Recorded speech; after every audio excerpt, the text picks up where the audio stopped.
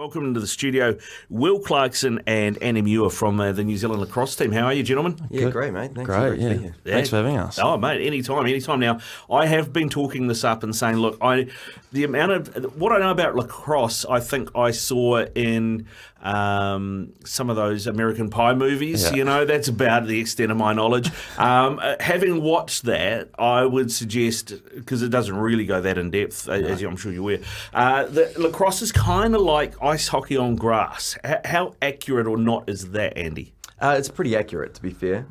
There's a couple of different forms of lacrosse. The one we play is 10v10 on an open field. The one that's probably the most like ice hockey is box lacrosse, which is in an enclosed space in a similar to an ice hockey rink, so it's much more similar. But pretty accurate with the speed, the pace, the contact, stuff like that. So, yeah, pretty good description. Yeah. How much lacrosse, Will, is played in New Zealand? Because you must be the...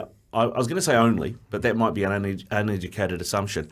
One of the few Kiwis who's managed to get a scholarship to the States for lacrosse. Yeah, I mean, there's a couple boys over there at the moment, which is great. It just shows kind of the growth of the sport, and that's what we've really been pushing for the last 20 years, I guess. But we've got 4 club teams that work in an Auckland league, and then there's a league down in Waikato as well. That So and then we all come together for our New Zealand rep stuff. Yeah, cool. I mean, so how many players nationwide, Andy, have you got? I mean, I know you're part of the coaching setup, and when it comes to selection, how many players are you talking about selecting from for a team? I think within New Zealand, probably overall, we'd probably have at least sort of 400 or 500 players overall. Okay.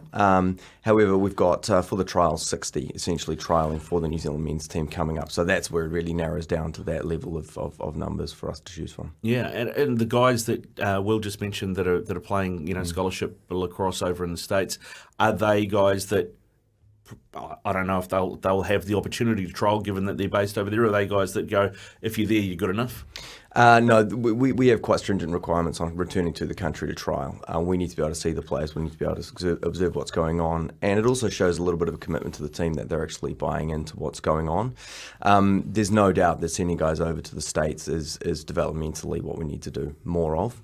It's just the level, living and breathing a sport makes a huge difference, and especially when you've got such quality coaches and the depth of play they've got over there.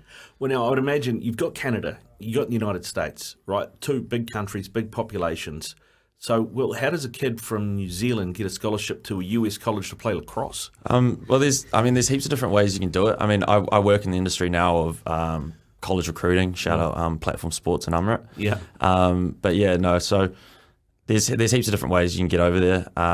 Just agency is probably the main one, and just kind of the American coaches love the Kiwi way of playing sport. We've got heaps of soccer players over there. They love the physicality. Yeah. Kind of that rough and tough that we've been brought up with in New Zealand. So that translate quite well over there. When it comes to competing on the international stage, Andy, where do we have an edge and where do we lack? I like Will was highlighting, one of the things we don't lack for is athletes, and it's one of the things we choose, and one of the things we can really excel in and bring that physicality. The sort of comparable nation we have close by is Australia, who are up in the top 4 in the world, and so we sort of in many ways have a similar style to that. Where we lack is just the lacrosse IQ and the skill set. We're not at those levels yet. And that's the next development. That's where we need to take this, and we're, I think, really excitingly over the next 10, 20 years, we're really looking. Yeah, we have. We were talking ice hockey the other day, actually, and we was talking about the Ice Blacks men's team, and I think they're in the World Champs 2nd division, something like that. I mean, how much crossover is there? Are there guys that could be dual internationals? There could be. We tend to find, actually, interestingly at the moment, not a huge amount of crossover. But I don't know why that is. I think guys just commit to one sport, and I think when you're living and breathing one sport, you live and breathe one sport, and that's what takes over your life. Yeah.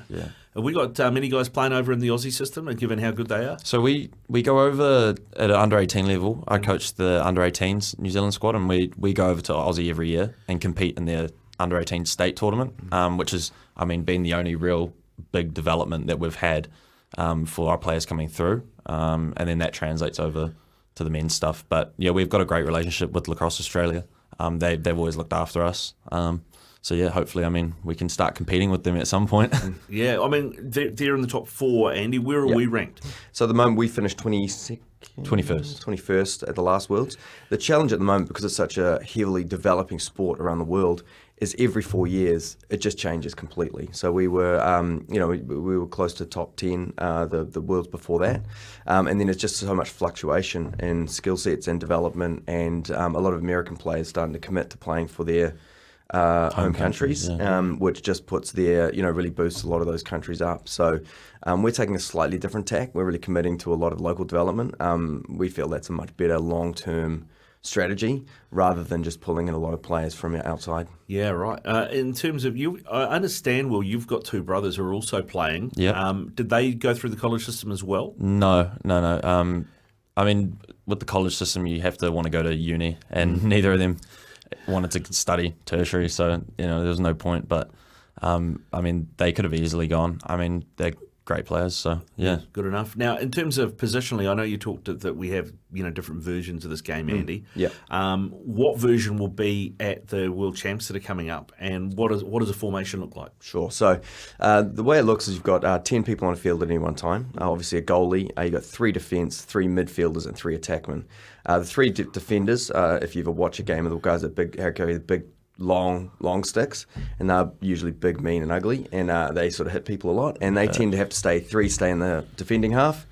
Your 3 attackmen stay in the attacking half, and your midfielders do all the work on every side of the ball. They attack and defend. So you tend to have a lot of midfielders to roll on and off. So I guess similar to ice hockey, we have that full line change. We'll often have different people with different specialty skills roll on and off, and they do a lot of running. So a lot of fitness, a lot of speed, a lot of fitness is required. What you've just talked about there would suggest to me that we produce a lot of defencemen.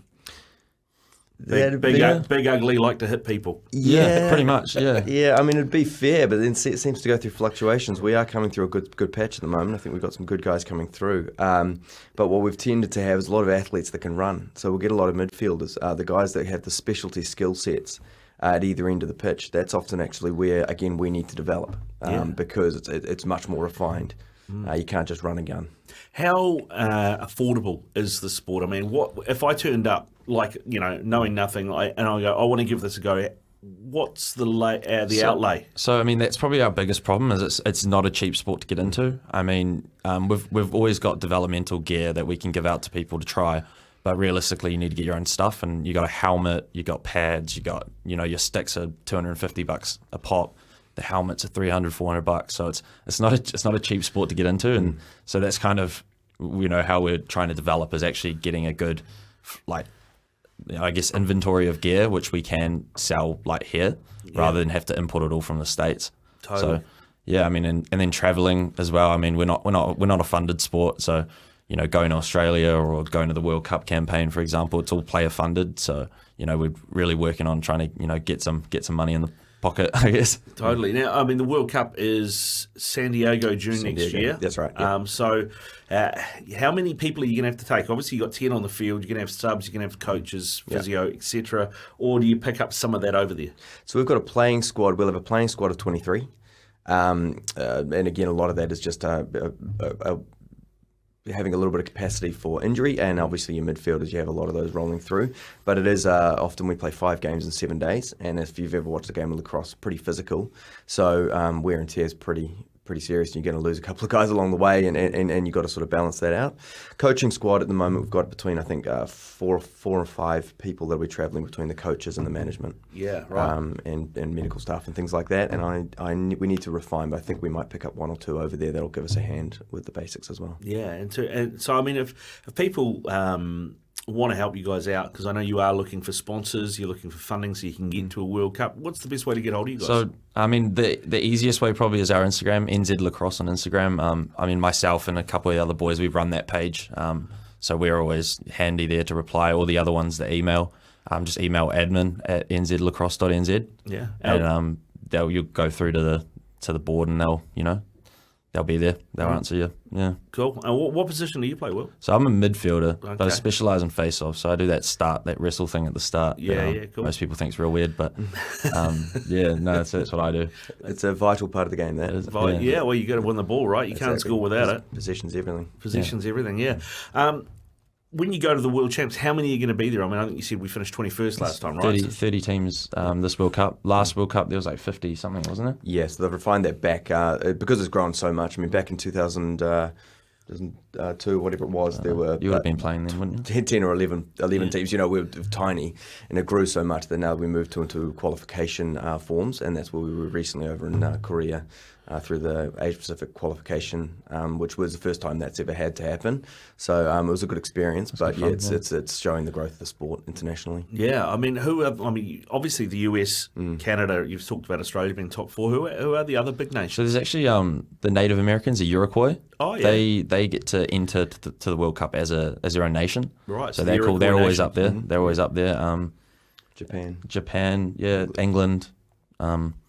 Yeah, I mean, most of those, European teams are quite good. Yeah, I was going to ask you about the Nordic countries because we're used to seeing Sweden and Finland and those countries up there with ice hockey. So does that cross over? Is lacrosse big there too? They're often in and around with us, to be honest. In Sweden, that sort of, Denmark there's that top kind of 8 almost that over the years have defined themselves and put themselves a little separate. And then from that point down through to about 20, there's a real fight.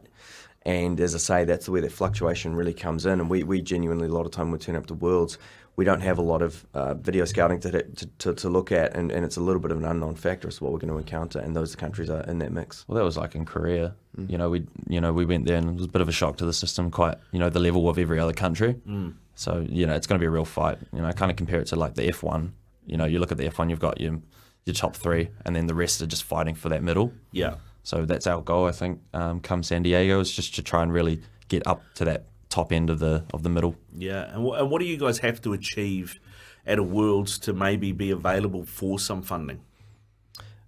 I'm actually genuinely not sure. Not sure. I don't think we've ever looked, because we're not Olympic at the moment, right, although that's looking to change over the next wee while. Suddenly that becomes a real possibility that we'll need to get some clarity around as to what an Olympic campaign looks like and what we've never actually been. I guess we've never been in a position to really try and understand how that works. So we just got to get there first. Yeah. It's all new. It's all new. Now on the stick, right? You've got a little net in the end, right? And so that's where the ball sits. Mm-hmm. If I wanted to get the ball off you, how do I do that if it's set in the stick and on the net? You hit me with your stick, or you hit me with your body. I can hit Full you contact. or hit your stick. Hit the stick. Stick or gloves, but there's a little bit of grey area there.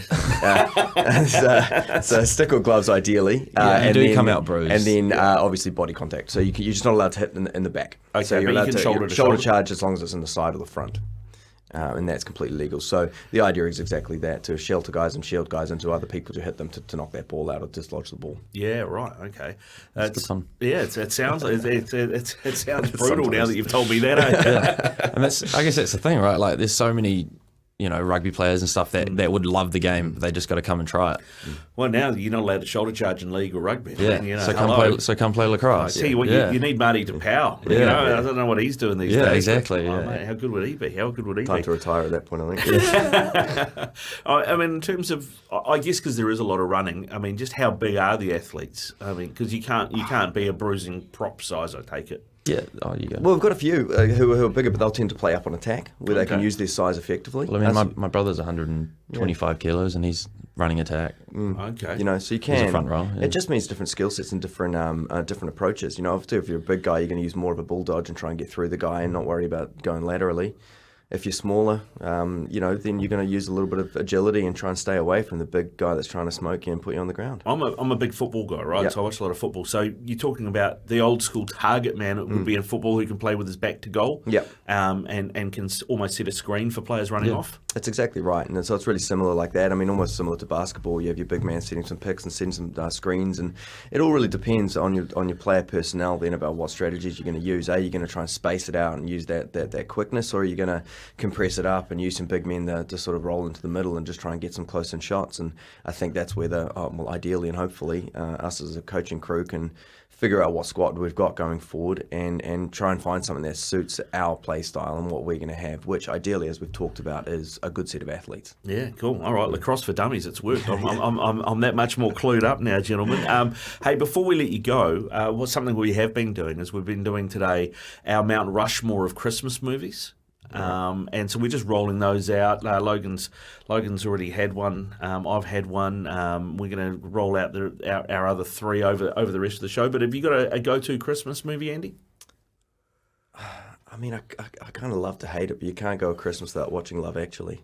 Right. You just okay. can't. You love Elf. Actually? Alf. Has to be Alf. Has to be Alf. All right, gentlemen. Hey, listen, thanks very much for coming in. Yeah, thanks for having us.